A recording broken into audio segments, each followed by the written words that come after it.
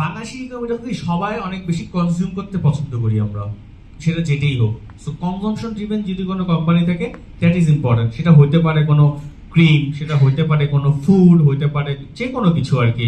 So যেমন আমাদের যদি বলি যে নারিকেল তেলের কথা, কোন নারিকেল তেলের কথা আমরা সবাই জানি?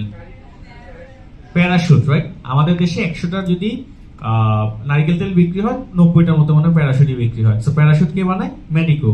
সো এখন আপনি দেখেন যে আগামী 10 বছর পরে কি এমন হবে যে নারিকেল তেল বিক্রি বন্ধ হয়ে যাবে? Chances R low. So this is a good company.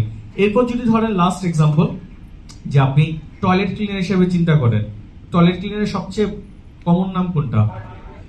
Even আমরা দোকানে যেয়ে বলি হারপিক আছে কিনা, হারপিক না থাকলে এই হারপিক নেই, আছে ওই হারপিক দেন, রাইট? কেউ কি আমরা যেয়ে বলি যে টয়লেট ক্লিনার দেন? হয়তো আমরা এই রুমের মধ্যে কয়জন বলতে পারি, বাইরে কেউ কি বলি সে হারপিক কে বানায়? সো তার মানে কি এটা এখনো মানে গ্রোথ শেষ হয়নি মেজেটো কোম্পানি। সো যখন ইনভেস্ট করেন এই জিনিসটা দেখা খুব ইম্পর্টেন্ট যে ওই কোম্পানিটা কি বানায় সেই জিনিসটা আপনি কনজিউম করেন কিনা।